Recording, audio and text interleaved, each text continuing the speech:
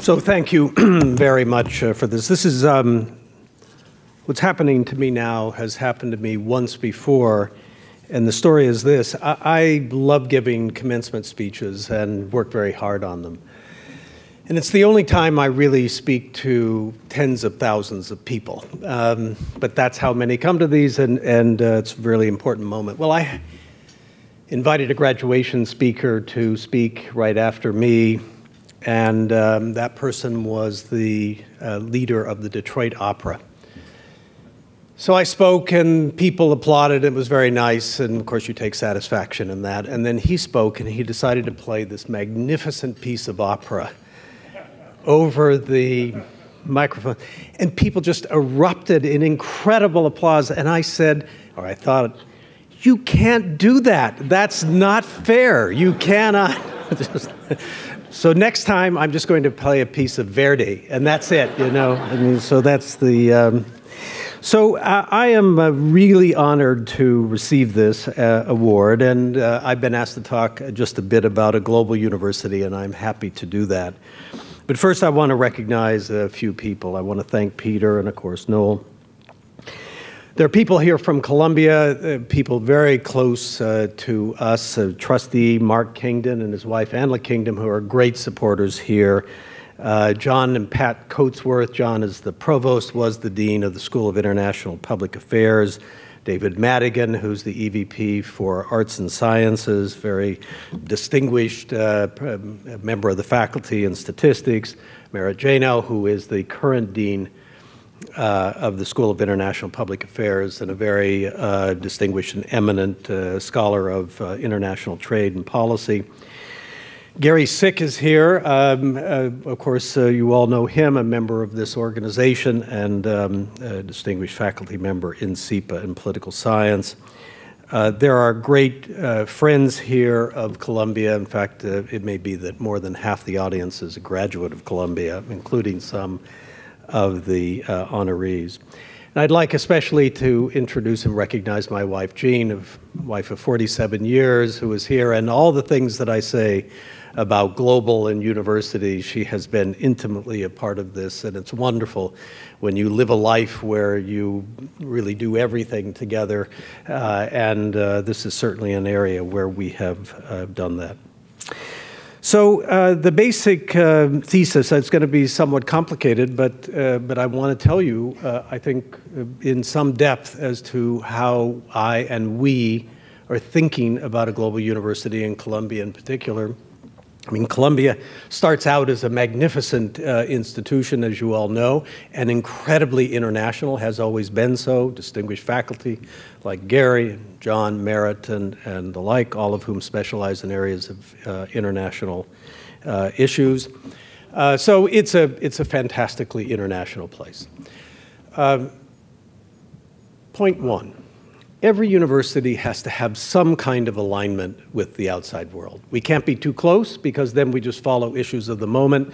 Our job is to reflect on things, think about them for a long period of time, write, do research, be objective, scholarly, reason, truth. Those are all our values. But we do have to have some alignment. We can't be so far away that we really are not speaking to people and performing our role of helping people understand the world. Obviously, this varies. If you're in mathematics, that's very pure and removed for the most part. But if you're in political science or law or the School of International Public Affairs or economics, I mean, your role is to try to have some kind of alignment with the outside world. Second point, that really happened in America with American universities, and Columbia actually led the way in the 1950s and 60s in that post-World War II era. Regional institutes were set up for studies of parts of the world. We had requirements of languages that came in. We had to understand the world. Very massive interventions, positive interventions by the federal government to help fund science. This was a major national mission. And I saw it in the law school world. I went to law school in the late 1960s, became a law professor in 1973. And in that period of time, the 1960s, law schools fundamentally changed the subject matter that they taught. If you took constitutional law in 1960, it was one course. And by the time I became an expert in the First Amendment, there were 15 people on a faculty of 50 who were teaching some branch of American constitutional law, and that's for a very simple reason. Every single issue in the country was refracted through the American Constitution. We needed to break it up, study it, and develop expertise.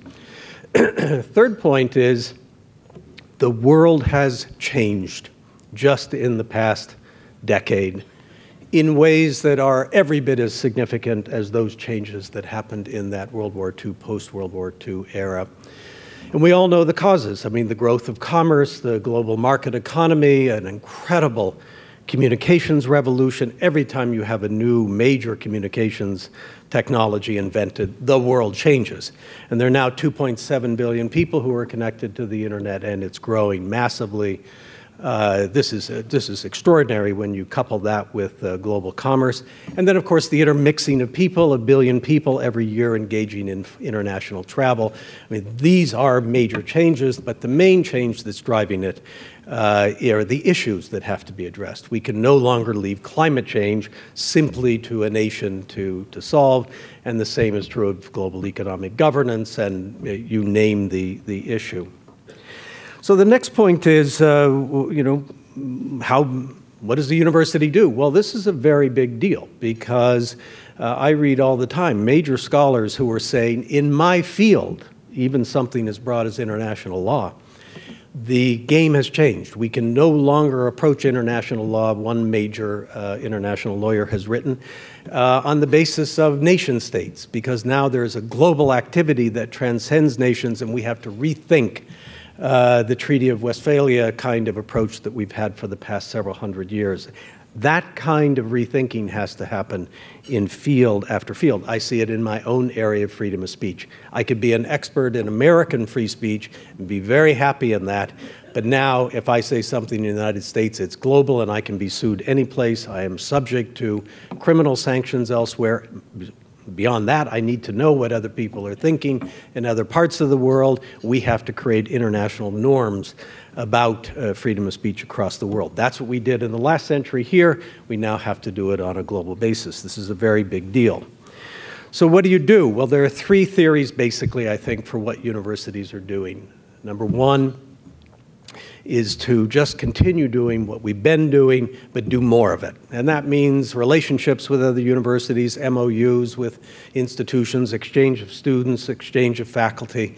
Maybe you, try to fund some projects abroad, but basically just, more international students, more study abroad. You try to amp up the things that you're doing. I don't think that's adequate. I mean, I think it's, if the point is, as I am making, is that we really have to rethink discipline after discipline, field after field, expand our scope, that's not going to do it. John and I, in the president and provost's office, can go to a file. We don't even know how many MOUs we have with other universities, but they never add up to that much. It's a few students exchanging and a few faculty. That's not going to do it. The second approach is to set up branch campuses, and that's happened in Qatar with Education City. It's happening in Abu Dhabi with NYU. It's happening in Singapore with Yale. This is an approach that many universities are following. Very interesting approach, and I want to give it a lot of credit. It's an effort to try to expand the reach of the American university. But we are not doing that, and the reasons we're not doing it are several. One is it's actually very expensive to run a university. We're experts in losing money, not making money. It takes a lot of effort to put up a foreign campus.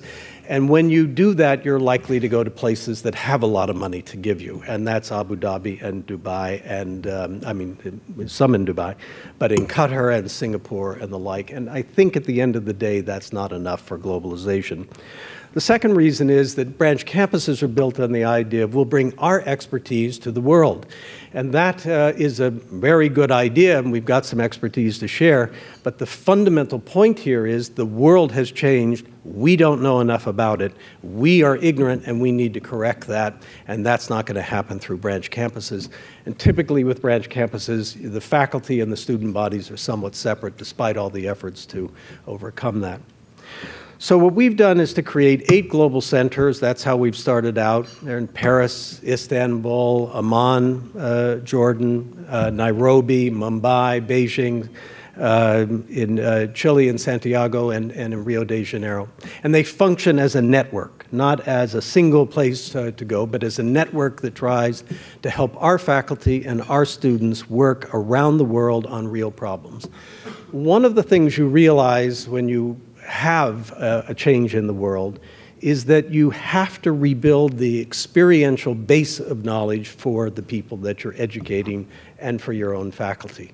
Because so much of what we know is actually based on having some kind of life experiences on which you can then build theories and greater knowledge and expertise. So we need to just get people out into the world and to begin to understand it better. The Global Centers help in that. We also need an elevation of the general knowledge that people have. Nobody would ever think of hiring a faculty member who didn't have a basic understanding of how the American political system works. How many people really generally have a basic political understanding of how the Chinese political system works, or the Indian political system works, or the Turkish political system? I mean, this is something that has to happen more broadly. We have great, great experts like Gary and John and Merritt and so on, but we need people that are just better educated about the world, and the Global Centers will help in that. So we have 2 dozen projects where we help faculty devise interdisciplinary efforts to work on this or that and work with local partners utilizing the Global Centers. We send students abroad to work in the Global Centers. Study abroad is not adequate because you take a junior and you ask them, you know, where are you going to go for a semester or a year? And 9 times out of 10, they'll say Paris or London, or so. They're very risk averse. And we really need to get them to all parts of the world.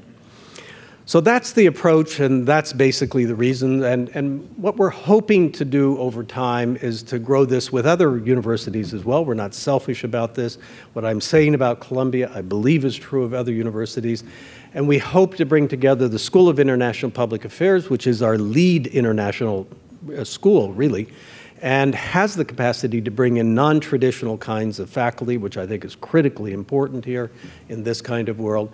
Bring all of that together with the Global Policy Institute, the Earth Institute, the various projects that we have, the high theory, the working on the ground, and put it all in a global center building in Manhattanville, which you've heard about or have seen in a major center. That's one of the ambitions. And the last ambition, I would say, is this.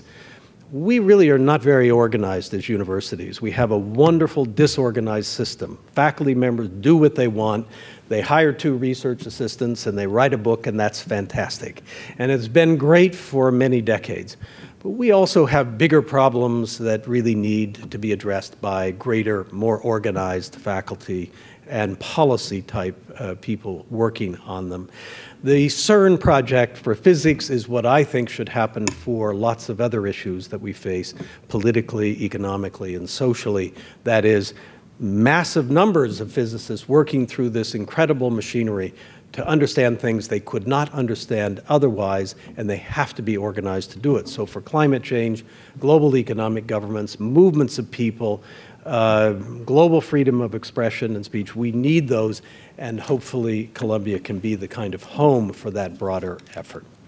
So a lot depends on this, because I really think that universities are the one institution that we really have to depend upon to, not NGOs, not the government, not private enterprise completely. All those can have a role to play, but universities really have a significant role in trying to address issues in the unique way that we do. Thank you very much for this award. I'm very appreciative.